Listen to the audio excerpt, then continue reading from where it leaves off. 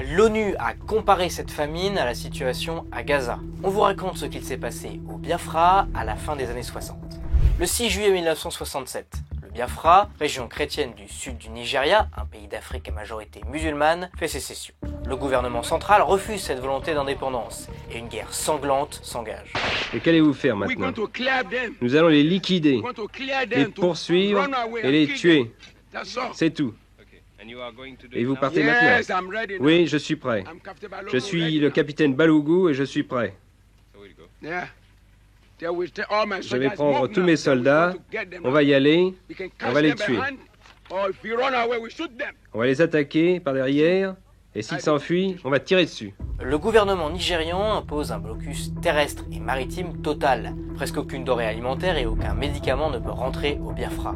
Après un an de guerre, les morts se comptent par centaines de milliers. Le monde civilisé vient d'apprendre avec horreur ce qu'est la guerre au Biafra.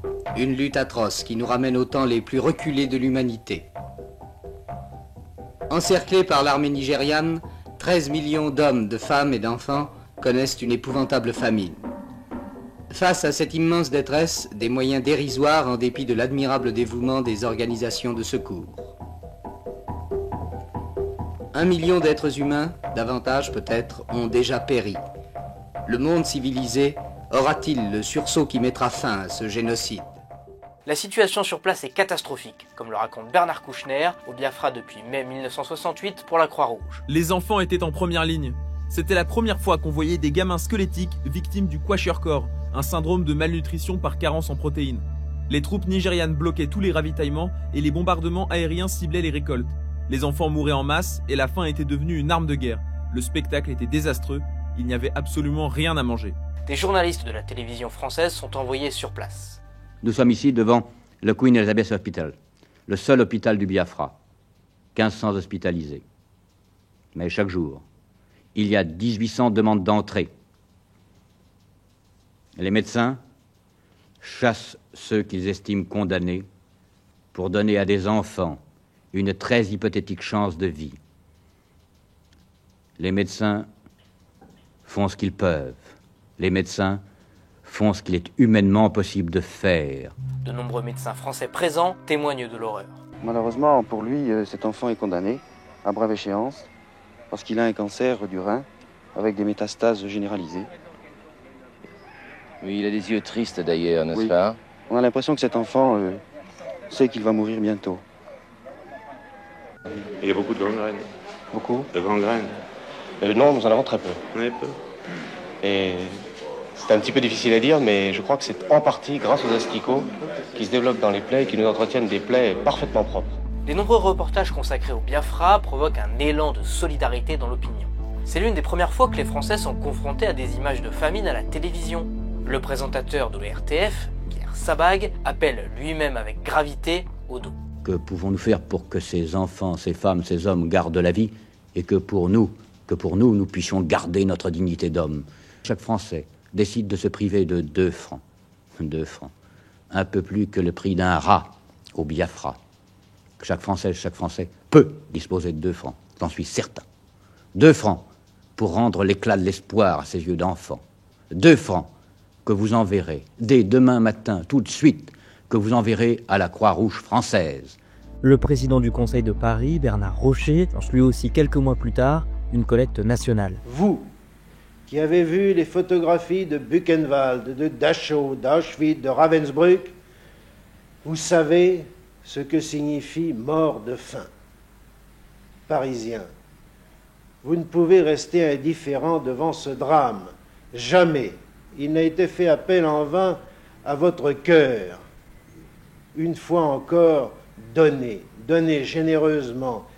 Mais cette médiatisation et ces nombreux appels aux dons ne sont pas vraiment désintéressés. Officiellement, la France ne soutient aucun des 2 camps et le général de Gaulle propose sa solution en septembre 1968. Que la fédération nigériane se transforme en quelque union ou confédération dans laquelle serait établi à la fois le droit du Biafra à disposer de lui-même et les liens qui demeuraient entre lui et l'ensemble nigérian.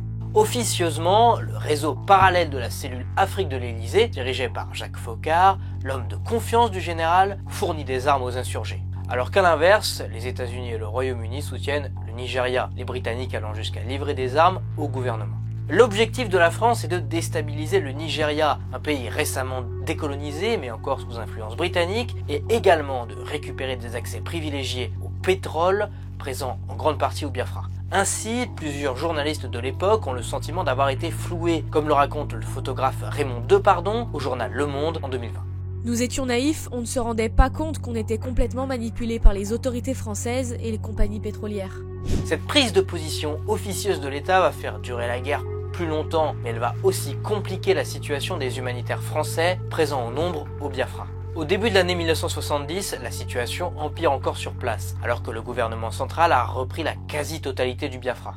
Les nouvelles sont absolument catastrophiques depuis quelques jours, mais je m'en méfie un petit peu parce que je reviens du Biafra et que j'avais trouvé qu'après 30 mois de guerre, il était presque impossible pour les Biafrais de tenir encore plus.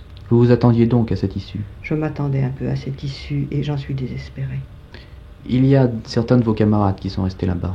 Oui, il y a une équipe de la Croix-Rouge française dirigée par le docteur Récamier avec le docteur L'Huillier qui sont là-bas et ils veulent rester avec leurs blessés pour essayer de les protéger et pour qu'il y ait tout de même des témoins de ce qui va se passer.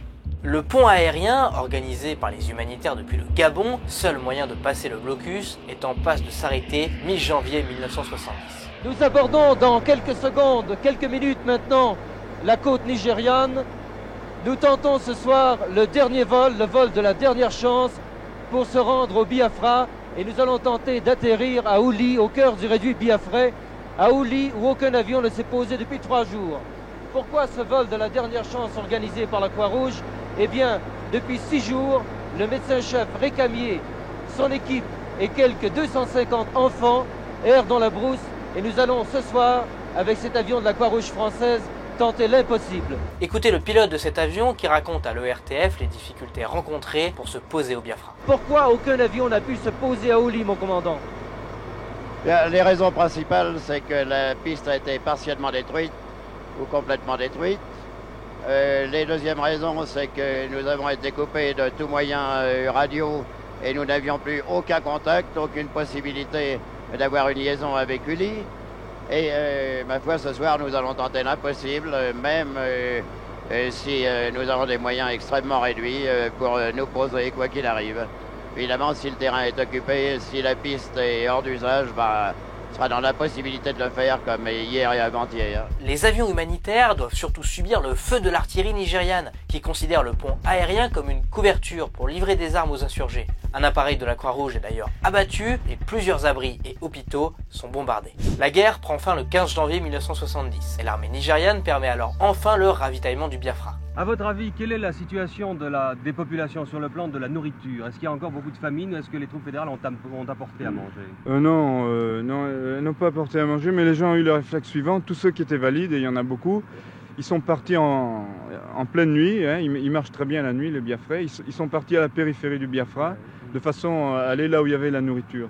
Ce qui fait qu'il doit rester tous les éclopés dans le coin, qui ne peuvent pas bouger. Alors nous avons secouru quelques-uns autour de l'hôpital, en particulier des blessés. Il y avait à peu près 1000 blessés autour de Santana, évacués d'autres hôpitaux. Et ces gens-là sont restés 8 jours à peu près sans soins. Au total, cette guerre et la famine dans la région a fait entre 1 et 2 millions de morts. Mais selon la communauté internationale, il ne s'agit pas d'un génocide, car le gouvernement nigérian a mené, suite à cette guerre, une politique de réconciliation et n'a mené aucune représaille contre les civils biafrais après la fin de la guerre. Cette guerre et le refus de la Croix-Rouge de se positionner ouvertement contre les bombardements du gouvernement nigérian mènent à la création, fin 1971, de l'organisation Médecins sans frontières.